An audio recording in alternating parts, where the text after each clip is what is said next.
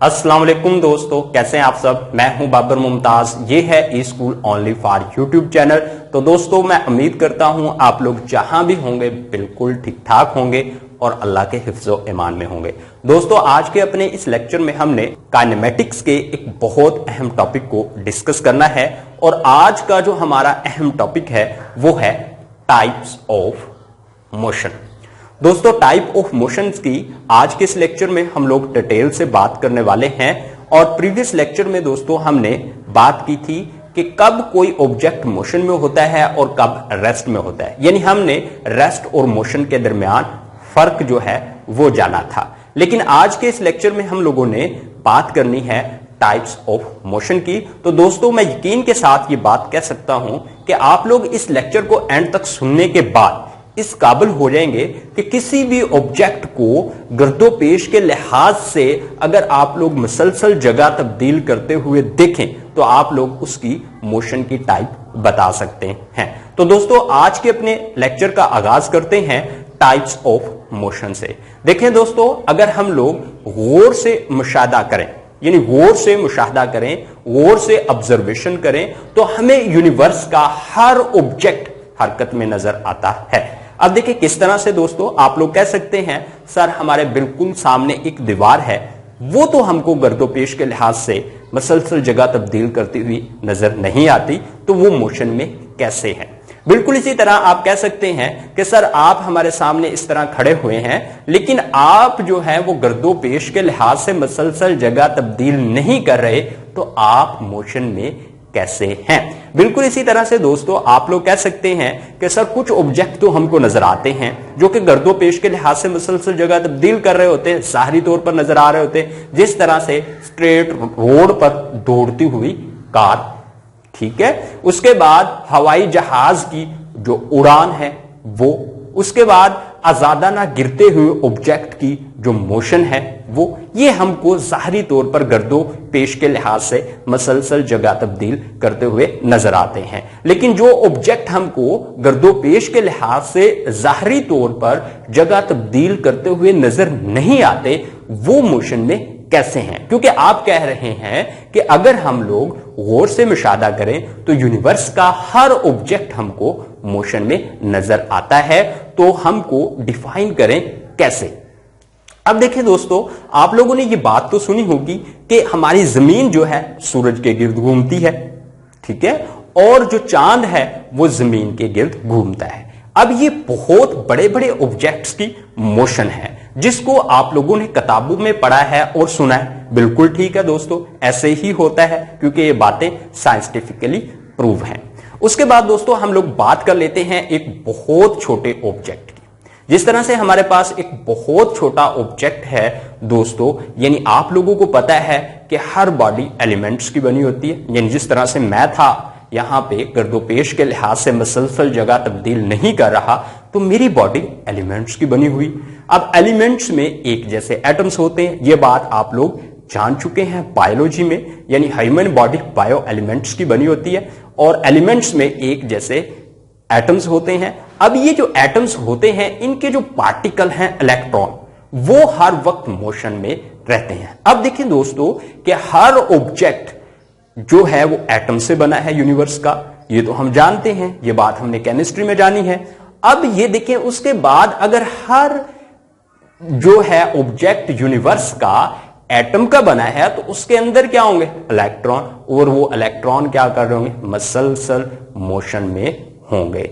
अब दोस्तों बात कर लेते हैं टाइप्स ऑफ मोशन की, और जो फर्स्ट टाइप ऑफ मोशन है वो है ट्रांसलेटरी मोशन। तो दोस्तों सबसे पहले ट्रांसलेटरी मोशन को डिफाइन करेंगे।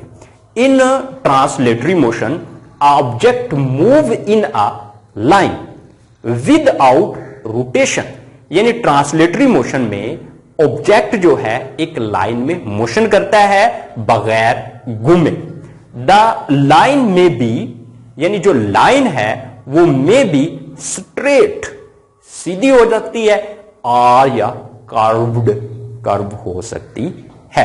तो आई होप स्टूडेंट्स आप लोग किसी हद तक इसकी डेफिनेशन अंडरस्टैंड कर चुके हैं।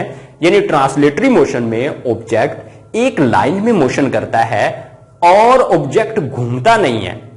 अब ये जो लाइन है ये कहता है कि स्ट्रेट भी हो सकती है यानी खत मुस्तकीम भी हो सकती है और कर्व्ड भी हो सकती है। अब देखिए दोस्तों, जो बगैर घूमे ऑब्जेक्ट मोशन करते हैं, जिस तरह से एक सड़क पर दौड़ती हुई कार, आपने देखा होगा कि कार जब खत मुस्तकीम पर यानी सीधी सड़क पर दौड़ रही होती है तो वो कार जो है घूमते हुए हरकत नहीं करती, तो लिहाजा कार किसमें है? ट्रांसलेटरी मोशन में है। बिल्कुल इसी तरह से दोस्तों आप लोगों ने देखा होगा कि एक सर्कुलर ट्रैक पर हरकत करता हुआ ऑब्जेक्ट, जैसा कि आप लोगों को यह शक्ल में नजर आ रहा है, एक ट्रेन है जो कि सर्कुलर ट्रैक पर हरकत कर रही है। अब ये ट्रेन जो सर्कुलर ट्रैक पर हरकत कर रही है ये दोस्तों घूम नहीं रही, तो लिहाजा ये जो मोशन होगी ऑब्जेक्ट की ये भी क्या होगी? ये भी ट्रांसलेटरी मोशन होगी। बिल्कुल इसी तरह दोस्तों आजादाना गिरता हुआ जो जिस्म है उसकी मोशन जो है वो भी क्या है? ट्रांसलेटरी मोशन है। बिल्कुल इसी तरह दोस्तों आप लोगों ने देखा होगा शहद की मक्खी की जो उड़ान होती है वो भी क्या है? ट्रांसलेटरी मोशन है, क्योंकि शहद की मक्खी कभी भी घूमते हुए, लट्टू की तरह घूमते हुए हरकत नहीं करती। अगर वो घूमते हुए हरकत करेगी तो आप कहेंगे कि मेंटली तौर पर डिस्टर्ब है। ठीक है, तो लिहाजा यहां से एक बात क्लियर हो चुकी है कि वो वाले ऑब्जेक्ट जो एक लाइन में बगैर घूमे हरकत करते हैं और वो लाइन जो है स्ट्रेट भी हो सकती है और कर्व्ड भी हो सकती है, तो उन ऑब्जेक्ट की मोशन को क्या कहते हैं? Translatory motion. अब दोस्तों देखें, ट्रांसलेटरी मोशन में हमने ये बात डिस्कस की है कि जो ऑब्जेक्ट हैं वो मुख्तलिफ ट्रैक पर हरकत कर रहे हैं, यानी कुछ ऑब्जेक्ट ऐसे थे जो कि स्ट्रेट लाइन में हरकत कर रहे थे, जिस तरह से खत मुस्तकीम में दौड़ती हुई कार स्ट्रेट लाइन में हरकत कर रही है। बिल्कुल इसी तरह आजादाना गिरता हुआ ऑब्जेक्ट, जिस तरह से मार्कल को मैंने छोड़ना है तो इसने आजादाना नीचे गिरना है। ठीक है, ये खत मुस्तकीम में हरकत कर रहे हैं, स्ट्रेट लाइन में हरकत कर रहे हैं, तो लिहाजा ट्रांसलेटरी मोशन की ये किस्म होगी लीनियर मोशन। बिल्कुल इसी तरह से हमने जब ट्रांसलेटरी मोशन को डिस्कस किया तो कुछ ऑब्जेक्ट ऐसे थे जो कि सर्कुलर ट्रैक पर मूव कर रहे हैं, जिस तरह से आप लोगों को डायग्राम में ये ट्रेन सर्कुलर ट्रैक पर हरकत करती हुई नजर आ रही है, तो लिहाजा इस ट्रेन की जो मोशन है वो क्या है? वो है सर्कुलर मोशन। बिल्कुल इसी तरह से एक और एग्जांपल हमने ली थी शहद की मक्खी की उड़ान।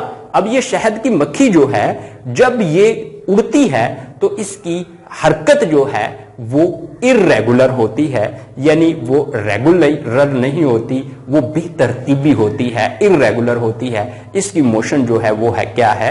रैंडम मोशन है। बिल्कुल इसी तरह दोस्तों जब हम लोग किसी बर्तन में गैस को यानी हम रख लेते हैं या हमारे कमरे में जो हवा के मॉलिक्यूल्स हैं इनकी जो मोशन है वो इर्रेगुलर है और इस मोशन को क्या कहते हैं? Random motion. अब दोस्तों ये मुख्तलिफ ऑब्जेक्ट्स हमने देखे जो कि मुख्तलिफ ट्रैक पर हरकत कर रहे थे। कुछ ऑब्जेक्ट जो है वो कर रहे थे स्ट्रेट लाइन में, कुछ सर्कुलर पाथ पे और कुछ बेतरतीबी अंदाज में। तो इस बुनियाद पर जो ट्रांसलेटरी मोशन है उसकी दोस्तों 3 टाइप्स बनती हैं। Number 1 linear motion, number 2 circular motion, number 3 random motion. अब दोस्तों हम लोग लीनियर मोशन को डिफाइन कर लेते हैं। Straight line motion of a object is known as linear motion, यानी खत मुस्तकीम में हरकत करते हुए जिस्म की जो मोशन होती है वो क्या है?